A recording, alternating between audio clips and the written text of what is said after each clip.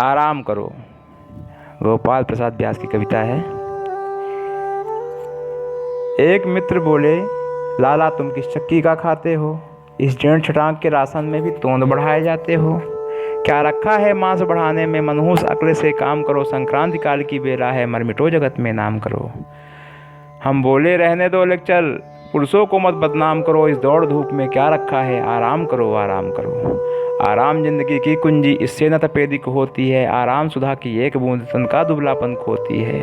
आराम शब्द में राम छिपा जो भव बंधन को खोता है। आराम शब्द का ज्ञाता तो बिरला ही योगी होता है। इसलिए तुम्हें समझाता हूँ, मेरे अनुभव से काम करो। ये जीवन और यौवन क्षणभंगुर, आराम करो, आराम करो। यदि करना ही कुछ पड़ जाए तो अधिक न तुम उत्पात करो।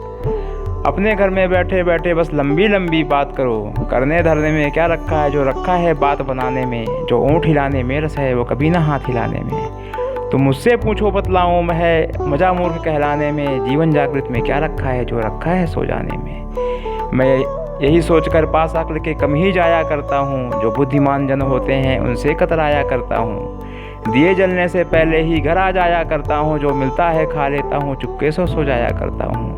मेरी गीता में लिखा हुआ, जो सच्चे योगी होते हैं वो कम से कम तो 12 घंटे बेफिक्री से सोते हैं। अद्वैन खिंची खाट में पड़ते ही जो आनंद आता है, वह 7 सर्ग अपवर्ग मोक्ष से भी ऊपर उठ जाता है। जब सुख की नींद कढ़ा तकिया इस सर के नीचे आता है, तो सच कहता हूँ इस सर में जैसे इंजन सा लग जाता है। मैं मेल ट्रेन हो जाता हूँ, बुद्धि भी फक फक करती है। भावों का रस हो जाता है, कविता सब उमड़ पड़ती है। मैं औरों की तो नहीं, बात पहले अपनी ही लेता हूँ। मैं पड़ा खाट पर बूटों को ऊँटों की उपमा देता हूँ। मैं खटरागी हूँ, मुझको तो खटिया में गीत फूटते हैं। छत की कड़ियाँ गिनते गिनते छंदों के बंध टूटते हैं। मैं इसीलिए तो कहता हूँ, मेरे अनुभव से काम करो। एक खाट बिछा लो आंगन में, बैठो लेटो आराम करो।